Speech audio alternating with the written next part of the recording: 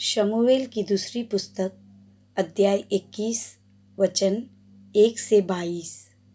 गिबोनियों का बदला लिया जाना।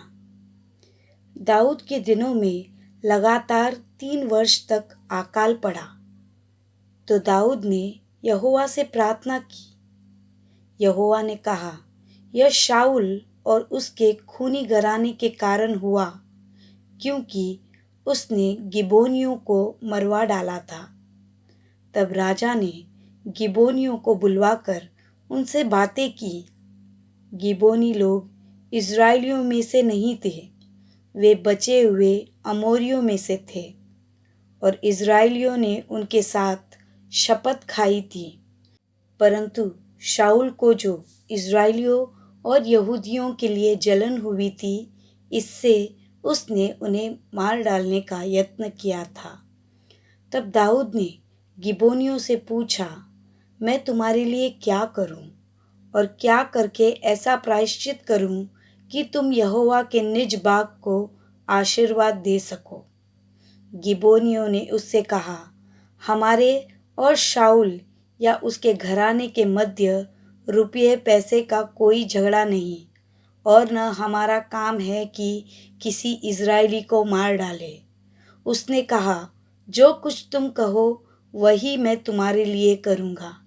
उन्होंने राजा से कहा, जिस पुरुष ने हमको नष्ट कर दिया और हमारे विरुद्ध ऐसी युक्ति की कि हमारा ऐसा सत्यानाश हो जाए कि इज़राइल के देश में आगे को न रह सके, उसके वंश के 60 जन हमें सौंप दिए जाए, और हम उन्हें यहोवा के लिए यहोवा के चुने हुए शाऊल की गिबा नामक बस्ती में फांसी देंगे। राजा ने कहा, मैं उनको सौंप दूंगा। परंतु दाऊद ने और शाऊल के पुत्र योनातान ने आपस में यहोवा की शपथ खाई थी। इस कारण राजा ने योनातान के पुत्र मपीबोशेत को, जो शाऊल का पोता था, बचा रखा।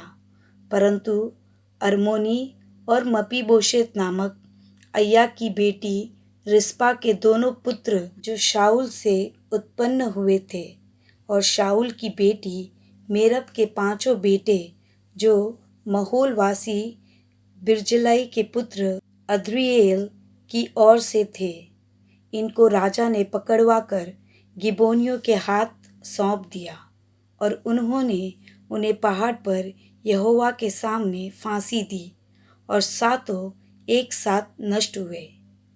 इनका मार डाला जाना कटनी के पहले दिनों में, अर्थात जौ की कटनी के आरंभ में हुआ। तब अय्या की बेटी रिस्पा ने ठाट लेकर कटनी के आरंभ से लेकर जब तक आकाश से उन पर वर्षा न हुई, तब तक चट्टान पर उसे अपने नीचे बिछाए रही, और न तो दिन में आकाश की पक्षियों को और न रात में बनेले पशुओं को उन्हें छूने दिया। जब अय्या की बेटी शाऊल की रखेल रिस्पा के इस काम का समाचार दाऊद को मिला, तब दाऊद ने जाकर शाऊल और उसके पुत्र योनातान की हड्डियों को गिलादी याबेश के लोगों से ले लिया। उन्होंने उन्हें बेतशान के उस चौक से चुरा लिया था जहाँ पलिश्तियों ने उन्हें उस दिन टांगा था, जब उन्होंने शाऊल को गिलबो पहाड़ पर मार डाला था। वह वहाँ से शाऊल और उसके पुत्र योनातान की हड्डियों को ले आया, और फांसी पाए हुओं की हड्डियाँ भी इकट्ठा की गई। तब शाऊल और उसके पुत्र योनातान की हड्डियाँ बिन्यामीन के देश के जेला में शाऊल के पिता किश के कब्रिस्तान में गाड़ी गई, और दाऊद की सब आज्ञाओं के अनुसार काम हुआ। उसके बाद परमेश्वर ने देश के लिए प्रार्थना सुन ली। पलिश्तियों से युद्ध। पलिश्तियों ने इज़राइल से फिर युद्ध किया, और दाऊद अपने जनों समेत जाकर पलिश्तियों से लड़ने लगा, और दाऊद थक गया। तब ईशबोबनोब, जो रपाई के वंश का था और उसके भाले का फल तौल में 300 शेकेल पीतल का था और वह नई तलवार बांधे हुए था।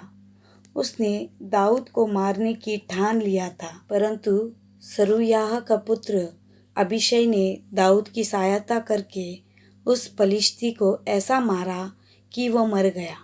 तब दाऊद के जनों ने शपथ खाकर उससे कहा, तू फिर हमारे संग युद्ध को जाने न पाएगा। ऐसा न हो कि तेरे मरने से इज़राइल का दिया बुझ जाए। इसके बाद पलिश्तियों के साथ गोब में फिर युद्ध हुआ। उस समय हुशाई सिबोके ने रपाई वंशी सब को मारा।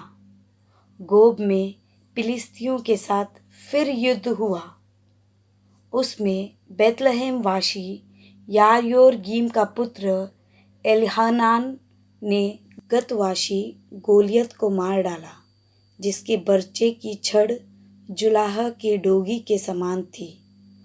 फिर गत में भी युद्ध हुआ और वहाँ बड़े डील डोल वाला एक रपाई वंशी पुरुष था, जिसके एक एक हाथ पाँव में 6 उंगलियाँ अर्थात गिनती में 24 उंगलियाँ थी। जब उसने इज़राइल को ललकारा तब दाऊद के भाई शिमा के पुत्र योनातान ने उसे मारा। ये 4 गत में उस रपाई से उत्पन्न हुए थे और वे दाऊद और उसके जनों के हाथों मार डाले गए।